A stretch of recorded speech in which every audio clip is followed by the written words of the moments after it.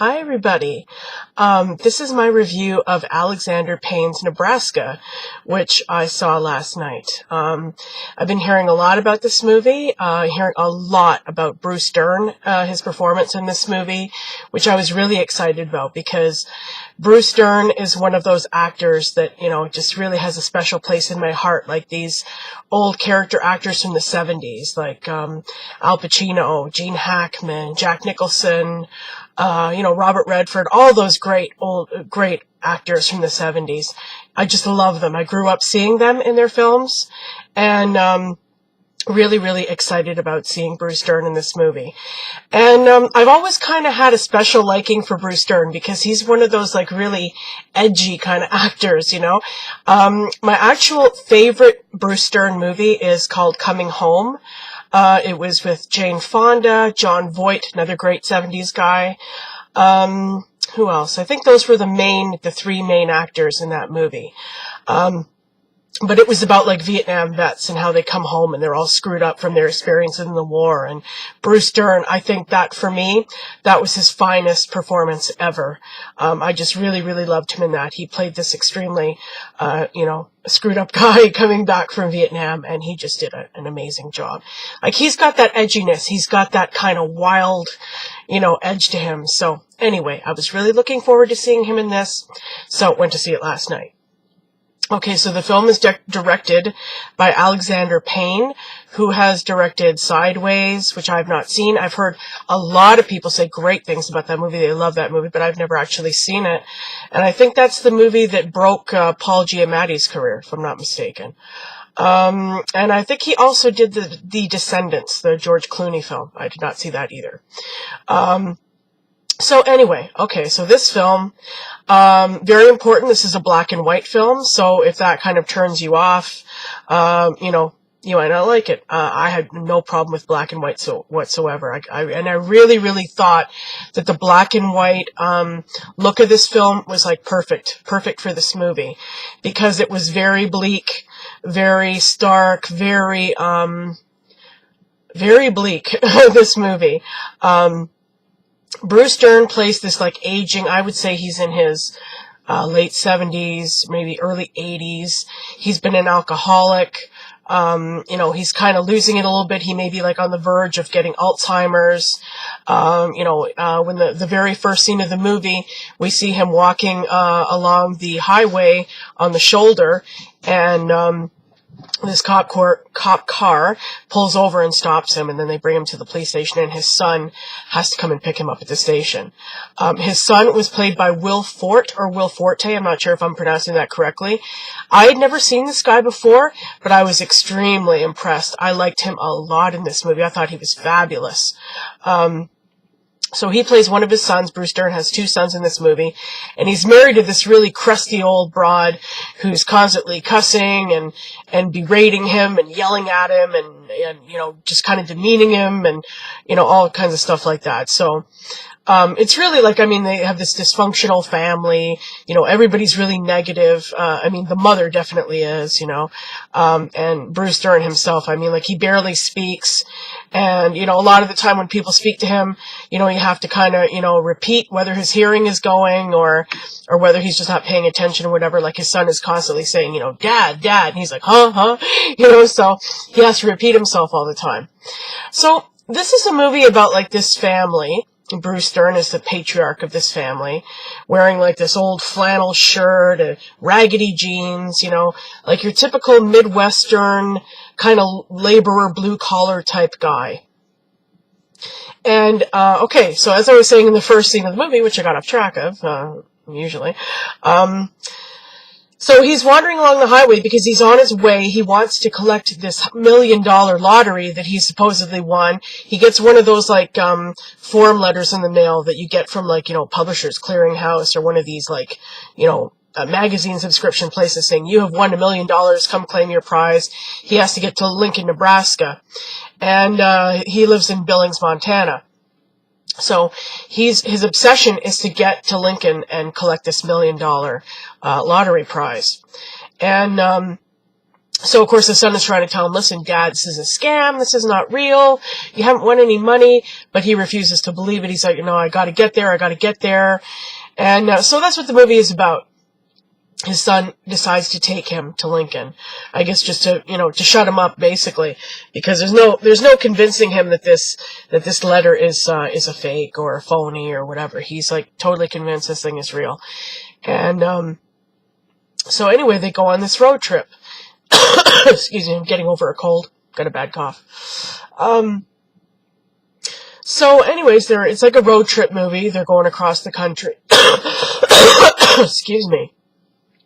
They're going across the country, and they stop in Hawthorne, Nebraska, I believe, which is where his family lives, and where he grew up. This is his hometown.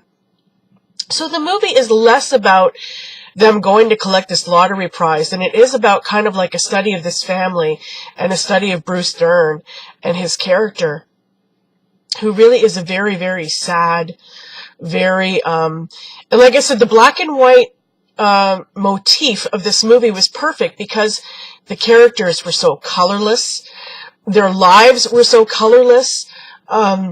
The geography is a major, major part in this movie. I would say it's a character in this movie because there's endless shots of like these fields, these farmlands, this rolling kind of farmland, and just like these barns and haystacks, and it's just like this really like wide open kind of empty place where you get the feeling a lot of dreams have just died. And these people, all they do is kind of sit around in their living rooms and watch TV and speak in monotones and, don't really have much to say about anything. And so anyway, him and his son go to visit the family. And, there's humor, there's some humorous dialogue going on. Most of the people are very old, old and weathered looking. They're talking about, his lottery win, and they actually believe at first that this is like for real, that he actually did win some money, and they're all saying, what are you going to do with the money? Congratulations, really glad to hear this, happened to you. Okay, sorry, excuse the coughing, guys. Like I said, I'm just getting over a cold and got this bloody chest cold that refuses to go away for now. But, anyway, yeah, so, they go to visit his family and they sit around and have all these conversations that kind of like are about nothing and go nowhere. And, him and his son go to a couple of taverns and a couple of bars, and his son is trying to connect with him and find out about his life. And one scene that I really loved in this movie, I think my favorite scene in this movie, was when they're back in his hometown, like the fact that he, news gets around this place, so everybody finds out he supposedly won this lottery. It gets all over town, and so the local paper wants to do a story about him. So they send this boy over on a bicycle to take his picture, and then his son goes to the office to talk to this lady at the newspaper, who turns out to have dated him when his father, when he was like, I guess a teenager or whatever. And so they have this conversation, and she was like this really, really sweet character, probably the only character in the movie that was really, really like just sweet and nice and positive, like, and she was telling him about him and how he was so good-hearted, and how people kind of took advantage of him, and that, how they dated and stuff like that, and how, he had been shot down in the war, cause he worked on planes or something like that, and he had been shot down, and his son had no clue about any of this. And, so that was my favorite scene in the movie. And so the movie is like, Bruce Dern, he's like this old guy. He's lost. He knows his life is coming to an end. He thinks he's won this money. And then there's another scene when he's talking to his son, and his son is like, listen, Dad, like this lottery is like bogus. Like you haven't won this money. What do you want $1 million for anyway? And he's like, I want a new truck. I want a compressor. These were like his obsessions. He had to have this compressor that he'd given away 40 years ago or something. And then he said, well, that's not going to be $1 million. What do you want the rest of it for? And he's like, well, I wanted to leave it to you boys, because he has these two sons. And so, it was really like very poignant in a way. Bruce Dern was definitely fantastic in this movie. And, my husband, actually, me and my husband went to see this, and he was unimpressed both with the movie and with Bruce Dern, and I was trying to tell him, like, actually, okay, overall, the movie was okay. I know this movie's been getting a lot of rave reviews by a lot of critics, a lot of people saying it's like one of the best of the year, fantastic, great. It was definitely a good movie, definitely not a bad movie, but I think it's been overhyped a little bit. It's been overpraised a little bit, although Bruce Dern, definitely, I can see him getting an Oscar nomination for this movie. And one of the things my husband said that he wasn't too impressed with Bruce Dern in this movie was because his character was didn't really say much. He was so quiet and just kind of like wandered around, stumbled around, fell down, hurt himself, got drunk, really didn't have a lot to say. He was a man of few words. And I said, well, that was his character, and it takes a very, very gifted actor to kind of like stand back and not be egotistical and be a real showy kind of, like a showboater kind of an actor and just do a really subtle performance like this and know how it is to play somebody who is a person of very few words. And you kind of have to reveal his depth through like his body language and his expressions and, like the way he carries himself. And I mean, I thought he was fabulous. I loved him in this movie. I loved Bruce Dern. He was great. I also really, really liked the son, Will Forte. I'm sorry, I don't know if I'm pronouncing which way is the correct pronunciation, but I thought he was fabulous. And the son, his character was so sweet. We're talking about a good son. I mean, humoring his father, taking him across the country on this, like, bogus lottery thing, because he knows it'll make his father happy, and it's really the only way to kind of satisfy him. And give him that kind of dignity of following through with it, even though he knows that this is just like, crap or whatever. The other son was a bit of an asshole, more of a kind of a hard edge. He was the type of guy who was saying to him, let's put him in a home. Like this guy, he doesn't know what he's talking about half the time. He was an alcoholic. He never did anything for us growing up. He didn't care about us, blah, blah, blah. Whereas the other son had more of a heart, And another thing that I liked about this guy, even though it was like really minuscule part of the plot, was he had this BBW girlfriend who he had been living with, and she had just moved out. And so I thought that was kind of a nice little detail in that story, that he was with this BBW, this guy. But anyway, yeah, overall, I mean, the movie, great performances. This movie is driven by its acting, for sure. Very, very slow. Not a lot happens. You could either, if you're the type of person who likes character development and, kind of looking beyond the surface of things, I think you'll really like this movie. But if you're expecting a movie with like a lot of stuff going on, no.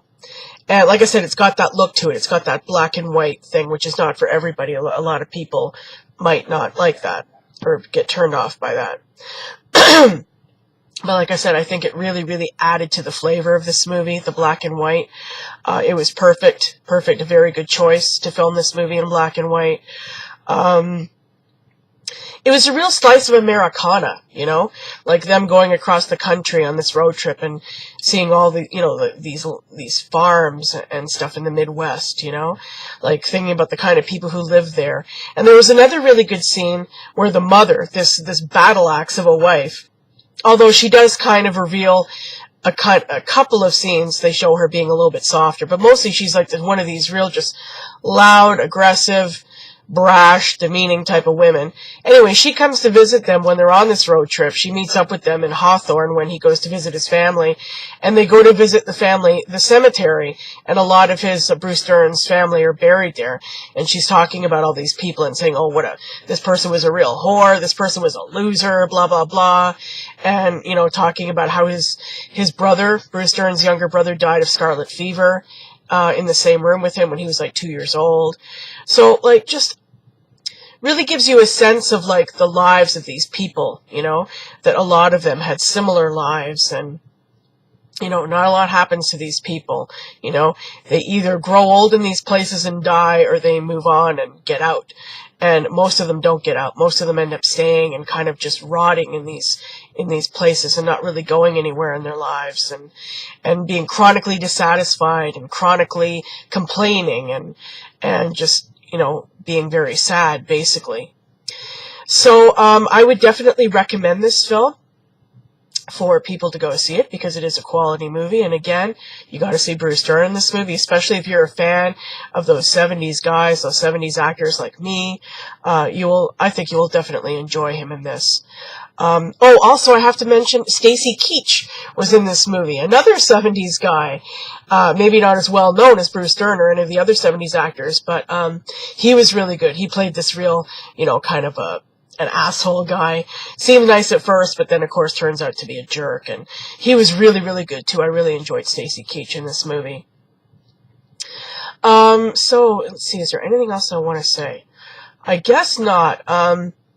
The only thing, I would sum it up by saying that, best of the year, no. Great movie, no. It was okay. It was definitely good.